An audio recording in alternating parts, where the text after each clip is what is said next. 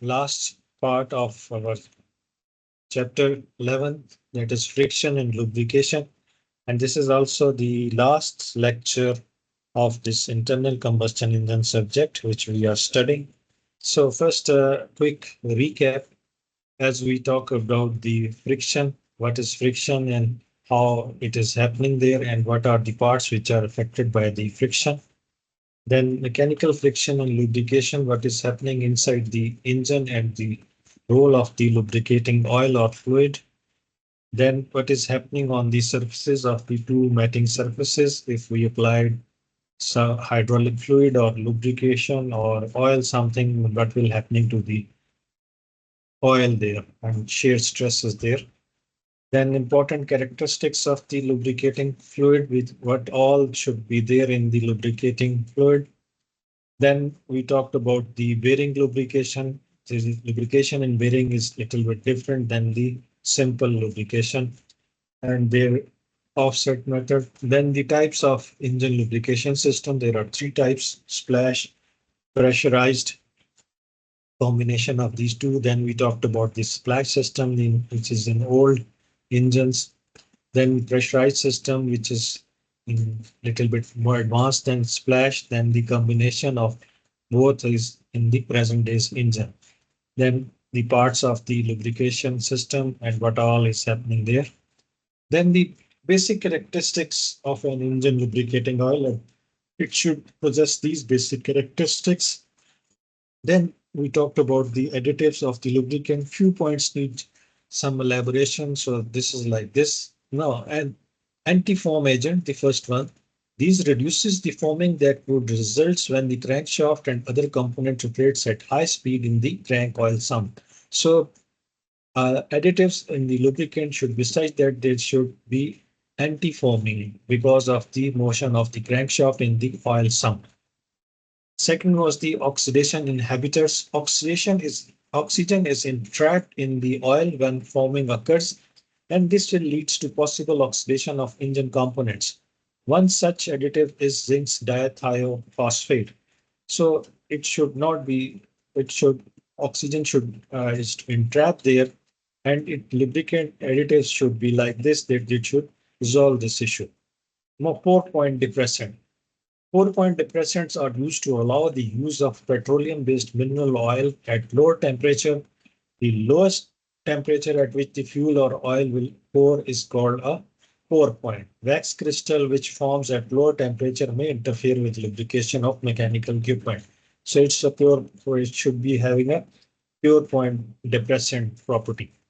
Anti-rust, you all know that it should have additives in the lubricant should have that property that it should avoid being rusted. Detergents, they are made from organic salts and metallic salts. They help keep deposits and impurities in suspension and stop reaction that from varnish and other surface depositors. They help neutralize acid formed from sulfur in the fuel. So anti-wear, we all know that there is wear is going on between the matting surface, so that should additive should provide anti-wear properties, friction reducers, and viscosity improve index. Then we talked about the viscosity and the dynamic viscosity, which is the basic property of any lubricating oil, how you determine, how you judge that your lubricating oil is good or bad. So that the only property which can tell us that is the viscosity, and that to the dynamic viscosity. Then we have studied the temperature variation with this dynamic viscosity. Then we have talked about the viscosity grades. Then we have studied the multi-grade oils and temperature difference, the common oil available in the market. Then the most advanced version is the synthetic oil, which are being used in the market nowadays. Now, the last portion of the lubrication system is the oil filter. Oil filter. What does the oil filter do? Basically used to remove the impurities from the engine. How it removes the impurities from the engine in the lubrication system? One of the duty of the engine oil is to clean the engine by carrying contamination impurities in suspension as it circulates. As the oil passes through the filter, that's a part of the flow path passage system. These impurities are removed by the filtration system. Basically, oil filter are of different type, maybe of its paper type or maybe of its metallic type.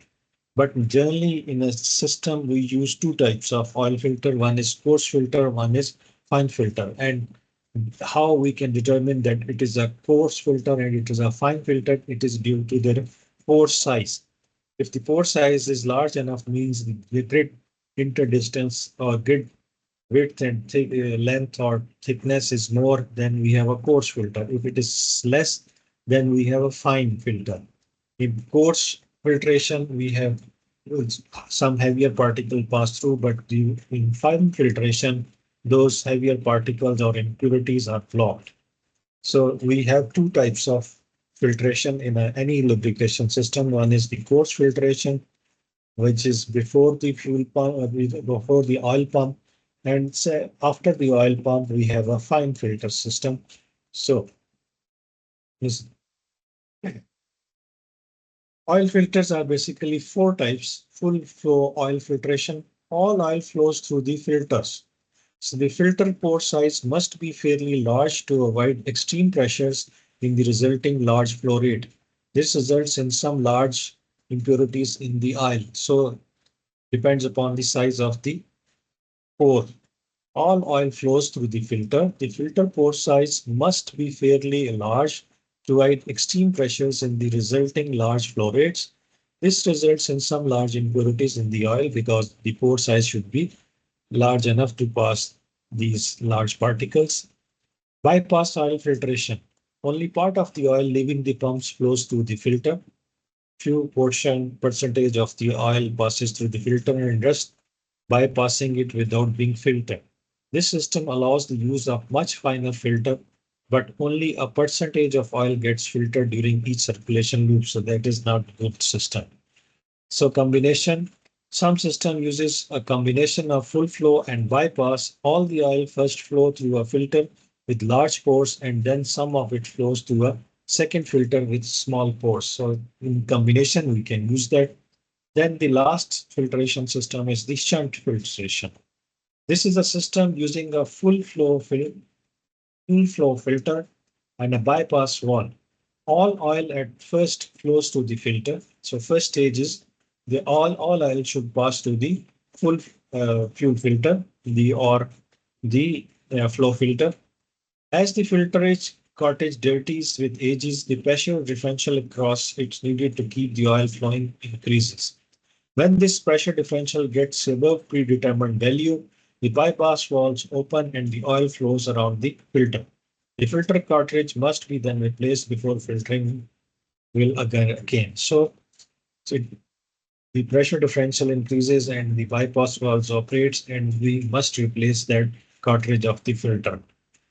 Now, today's topic, we will talk about the engine friction and so on. First, the friction can be assumed of losses by using power terms. So friction power is equal to the indicated power minus the brake power, where indicated net is equal to indicated gross minus indicated pump power. So friction indicated by brake power. Friction can be assumed of loss by using specific work terms.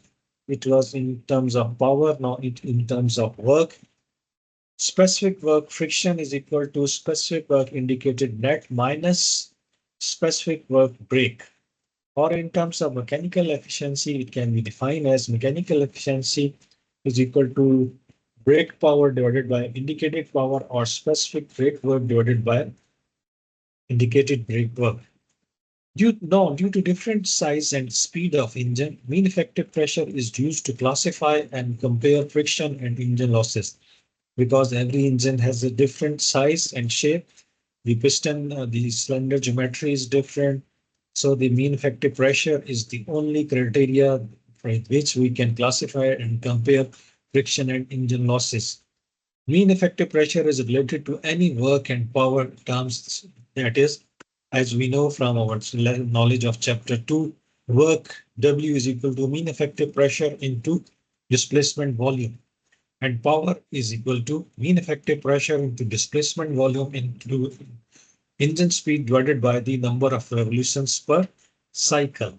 So using the frictional work or the frictional power and rearranging these, so friction mean effective pressure is equal to friction work divided by displacement volume, or friction mean effective pressure is equal to friction power divided by displacement volume into number of engine speed divided by number of revolutions per cycle. So we can write that friction mean effective pressure is equal to indicated mean effective pressure minus brake mean effective pressure. So there are few mean effective pressure terms. If it is AMEP, then the work to drive auxiliaries such as the power steering pumps. If BMP, the work done by the engine crankshaft, that is the brake mean effective pressure. If it is CMEP, work to power the supercharger or compressor, turbocharger compressor, so the compressor mean effective pressure. FMEP, work loss to internal friction and to drive necessary engine equipment such as oil pumps or friction mean effective pressure. Gross mean effective pressure, gross work indicated work of a compression and expansion stroke. Indicated mean effective pressure is net work generated in a combustion chamber. Mean maximum effective pressure, work needed to motor mean effective pressure, work needed to motor an engine, and pump mean effective pressure is pump work minus indicated work of the exhaust and intake strokes. T mean effective pressure is the work recovered from the exhaust gases in a turbocharger in turbine. So you come across with these type of terms when you are calculating or taking into consideration the mean effective pressure terms. So mean effective pressure, as we know, indicated mean effective pressure minus brake mean effective pressure. A is the auxiliary mean effective pressure, C is the compressor mean effective pressure, and T is the work work recovered from the exhaust gases in the turbine. So as we assume that AMEP is equal to 0, CMEP is equal to TMEP. So the indicated mean effective pressure is equal to gross mean effective pressure minus brake mean effective pressure. So friction mean effective pressure is equal to indicated mean effective pressure minus brake mean effective pressure. So friction mean effective pressure can quite accurately be related to the engine speed by the empirical formula. That is, friction mean effective pressure is equal to A plus B n plus C n square, where n is the engine speed, and that is revolutions per second or per minute.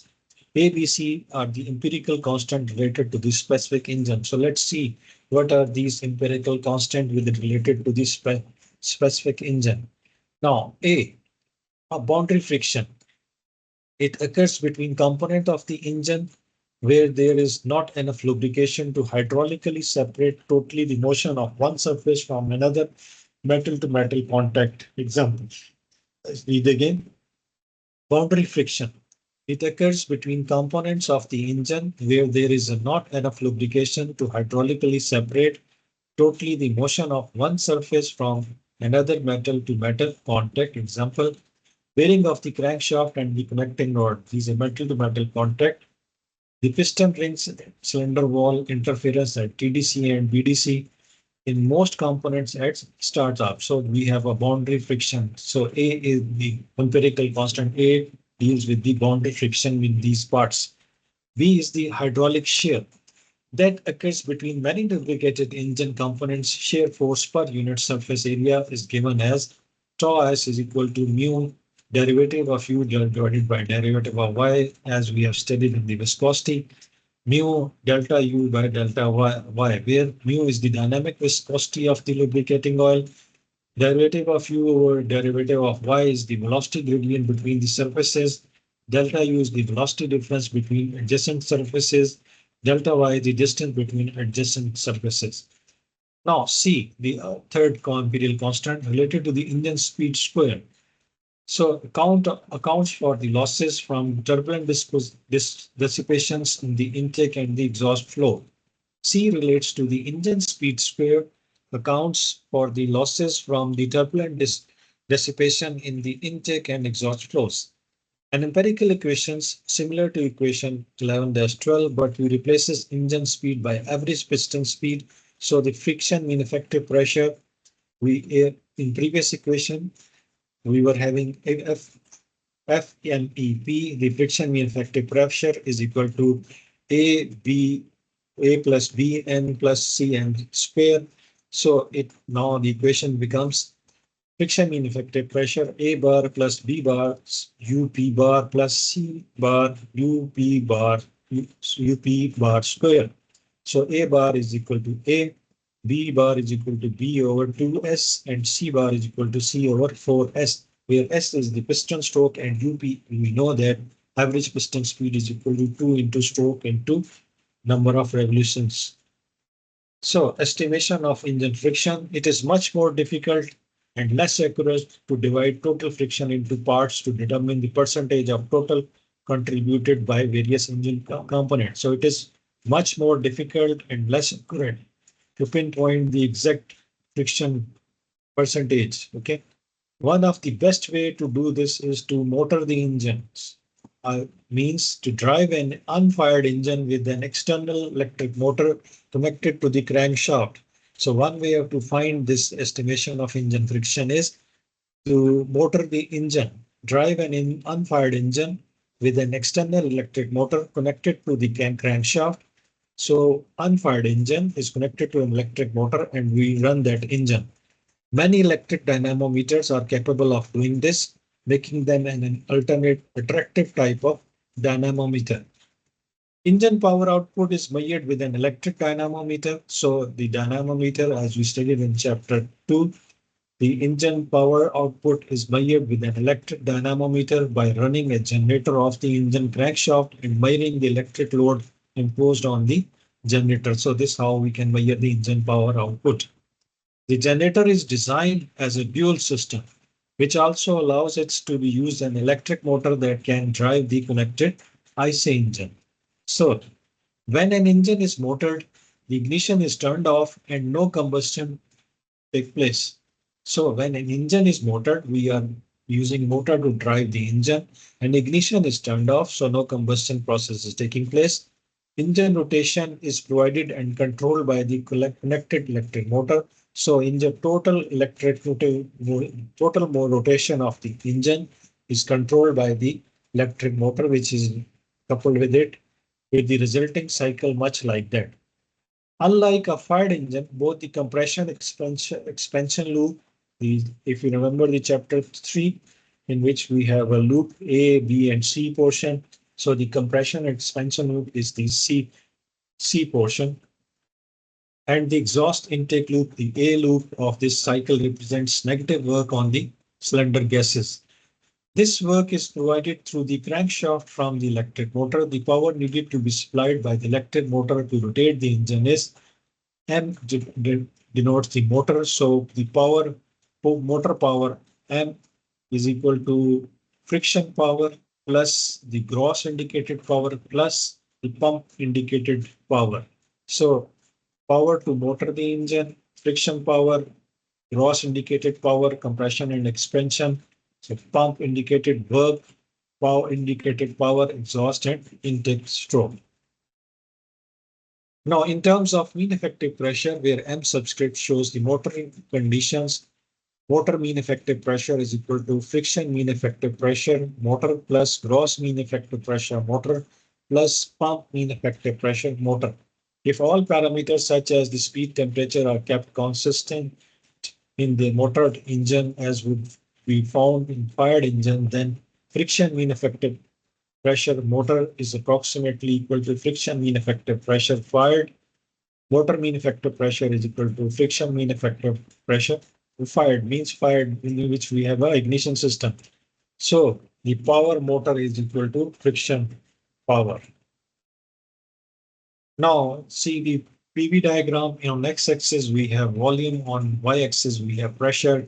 Continues to VDC, we have electric motor moving the engine without the ignition. So these are the loops which will be found there. PV diagram of a motored engine, intake and compression stroke, intake and compression stroke. So this is your intake and then this is your compression stroke.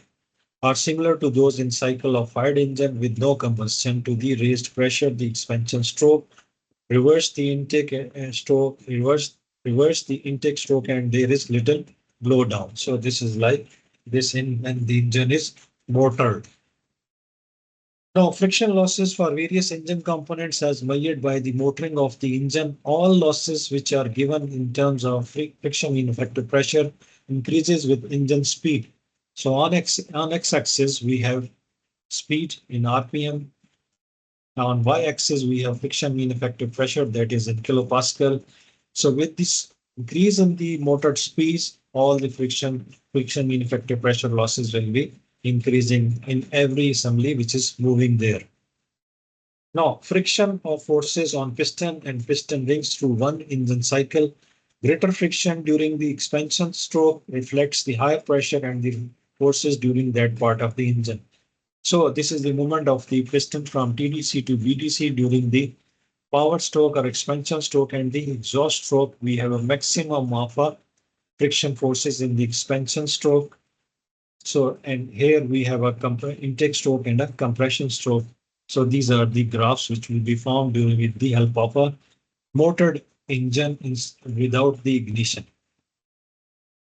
Now, friction mean effective pressure of a motored engine as function of an average piston speed. On x-axis, we have an average piston speed UP bar meter per second. On friction mean effective pressure, we have a kilopascals on y-axis. So these are the fired engine curve and motored engine. All are increasing with the speed is increasing, but the motored engine mean effective pressure is more as compared to the fired engine and mean effective pressure at that average piston speed. Now, estimation of engine friction. The piston assemblies of most engines contributes about half of the total friction. So the piston assemblies of most engines, piston assemblies includes the piston, the connecting rod, the bearings.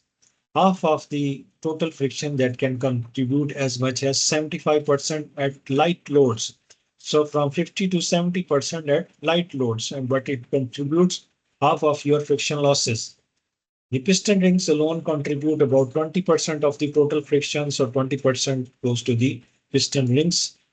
Most pistons have two compression rings and one or two oil rings. Generally, in a vehicle, we have normally two compression rings and or one or two oil rings. The second compression ring reduces the pressure differential that occurs across the first compression rings during the combustion and power stroke.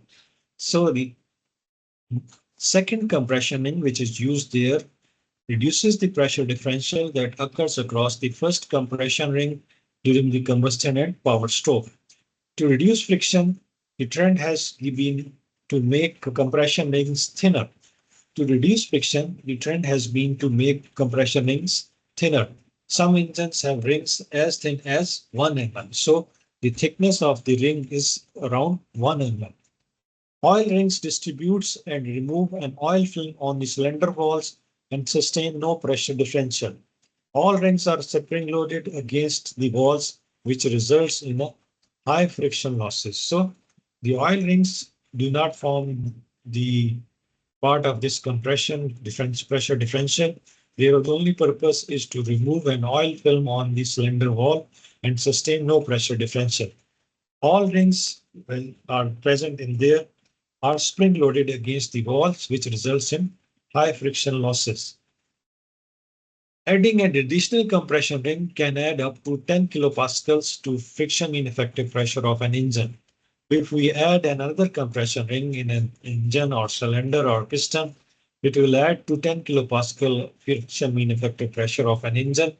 Increasing the compression ratio by 1 will increase the friction mean effective pressure by about 10 kPa. So this is the general range in which if you increase the one ring compression ring by a compression rate, if you increase a compression ring to increase the compression ratio by 1 unit, it will increase the friction mean effective pressure of about 10 kilopascals. Increasing the compression ratio also requires heavier bearing on the crankshaft. So all the forces will be acting on that bearing. So you require a heavier bearing on the crankshaft, and connecting rod may require an additional piston compression ring. The valve train of an engine contributes about 25% of the total friction. So say 50% in the pistons assembly, 20% in the piston ring, and 25% of the total friction in the engine valve. Crankshaft bearing about 10% of the total, and engine driven accessories about 15% of the total. So this how we can, these are the broader ranges of the friction inside the engine. Now force balance on a piston. First, let's see this figure. We have this cylinder here. Okay, we have a piston with a connecting rod, and this is the crank angle. This is the offset distance A, and this is the theta, the of crank offset angle, and phi is the angle of the connecting rod with this vertical x-axis, and y is in the terms of other plane. So gas pressures here, friction forces, Ft is moving in this direction, connecting rod force Fr, crankshaft is rotating in a clockwise direction. This is the side thrust force Ft in the opposite plane of this connecting rod. Side thrust force is a reaction to the connecting rod's force. So if connecting rod force is in this region, the side thrust will be in this region. When the direction change, your connecting rod come in this region, the side thrust force will be in other plane. When the piston passes BDC, the side thrust force switches to the other side of the cylinder. So that's what I explained. Now in this situation, your connecting rod is on this right side. So the side thrust force is on the opposite side. If your connecting rod is in this portion, in this region, the side thrust force will be in the other plane. The connecting rod force and the resulting side thrust forces are greatest during the power stroke, and this is called the major thrust side. If the piston is coming from TDC to BDC and it's a power stroke and your connecting rod is in this plane, your thrust side will be this and this will be your major thrust side. The connecting rod force and the resulting side thrust forces are greater during the power stroke, and this is called the major thrust side. Lesser forces during the exhaust stroke occurs on the minor thrust side. The friction force is in the opposite direction to the piston motion and changes direction after TDC and BDC. So the friction forces changes its direction after 180 degree. The center line of the cylinder is used as x-axis with positive being down in the direction of the piston motion during the power stroke. This one, this center line, this x-axis, and it is positive in the downward. The center line of the cylinder is used as x-axis with positive being down in the direction of piston motion during the power stroke. The y-axis is in the radial direction outward with 0 at the center line. A force balance in the x direction gives summation of all the forces in x direction is equal to the mass of the piston and derivative of UP, piston speed, divided by derivative of time. So this is your mass into acceleration. That is equal to minus Fr. Fr is your connecting rod forces. Cos of phi. Phi is the angle from the x center line to the connecting rod. Plus P is your pressure in the combustion chamber, pi by 4, B square, the area, pressure into volume, pressure into area, plus minus friction force. The sign on the friction forces terms depends upon the crank angle theta. It is minus when theta is in between from 0 to 180 degree, or positive when it is 180 degree to 360 degree. So M is the mass of the piston. Derivative of UP divided by derivative of time is the acceleration of the piston. Fr is the force of the connecting rod. P is the pressure in the combustion chamber. B is the bore. And FF is the friction forces between the piston and the cylinder wall. Now, there is no motion in the y direction, therefore, a force balance gives summation of forces Fy is equal to 0 is equal to Fr sine theta phi minus Ft. Combining above two equations, summation of all the forces So Ft is equal to bracket minus mass of the piston into acceleration of the piston plus pressure into pi by 4 area v square plus minus friction forces bracket close tan of phi. So these are the uh, thrust forces which are acting inside the piston combustion chamber. Now side thrust force Ft. This side thrust force is the y direction reaction to the force in the connecting rod and lies in the plane of the connecting rod. Ft is not a constant force but changes with piston position, angle, acceleration. Ft is changing continuously because of the change in the piston position. The theta is changing, the piston location is changing, angle acceleration, the acceleration of the piston is changing, pressure is changing, and friction force Ft, all of which vary during the cycle. During the power and intake stroke, the side thrust force will be on the one side of the cylinder, left side for an engine rotating in the plane of the connecting rod. If you remember, if this is the figure, so during the power and intake stroke, this is the region in which you have the during the power and intake stroke, the side thrust force will be on the one side of the cylinder, the left side of an engine rotating in the plane of the connecting rod. This is called the major thrust side of the cylinder because of the high pressure during the power stroke. This high pressure causes a strong reaction force in the connecting rod, which in turn causes the large side thrust reaction force. Now, during the exhaust and compression stroke, the connecting rod is on the other side of the crankshaft, and the resulting side thrust reaction force is on the other side of the cylinder, so opposite to each other, as I explained. This is called the minus thrust side due to the lower pressures and forces involved, as is again in the plane of the connecting rod. The side thrust forces on the pistons are less in planes turned circumferentially away from the plane of the connecting rod, reaching a minimum in the plane at right angle to the connecting rod. There will be still the small force reacting to the spring-loaded piston ring. Now, to reduce the friction, modern engine uses pistons that have less mass and shorter skirts. So if you remember from the knowledge of your first chapter, the lower portion of the piston is known as the skirt. To reduce friction, modern engine uses pistons that have less mass and shorter skirts. Less mass lowers the piston inertia. Less mass of the piston lowers the piston inertia and reduces the acceleration terms in equation, which we have studied. Shorter piston skirts reduces rubbing friction because of the smaller surface contact area. So function of the shorter skirt is that it reduces the rubbing friction because of the smaller surface contact area. However, shorter skirts require closer tolerance between the piston and cylinder wall to keep the piston from hooking in the cylinder. However, the shorter skirts require closer tolerances between the piston and the cylinder walls to keep the piston from hooking in the cylinder. Fewer and smaller piston rings are common compared to the earlier engines, but there are also required closer manufacturing tolerances. So care must be taken in manufacturing fewer and smaller piston rings regarding the tolerance manufacturing tolerances. In some engines, the wrist pin is offset from center by 1 or 2 mm towards the minor thrust side of the piston. Means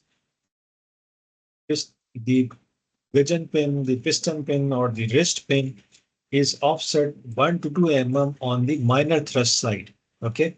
This reduces the side thrust forces and resulting wear on the major thrust side. So offsetting 1 to 2 mm on the minor thrust side will reduce the thrust side forces and resulting wear on the major thrust side. To reduce friction, modern engine uses pistons that have less mass and shorter skirts. So this figure shows the thickness of oil film between piston and cylinder walls as the function of a cycle position. Film thickness is minimum when the piston stops at VDC and TDC and oil gets squeezed out. when the piston moves in opposite direction, the oil film is again dragged between the surfaces, reaches a maximum thickness at maximum piston speed, and again decreases with decreases piston speed. So let's see. 0 to 180, one stroke, 180 to 360, second stroke, then 540 is the third stroke, and 7. So oil thickness film is minimum when your piston is at VDC. Okay. Maximum at TDC. So with this come the end of this series of lecture of the IC engine. We have covered all the topics related to the internal combustion engine, and this concludes the last lecture. So thank you very much, and do like and subscribe my lecture.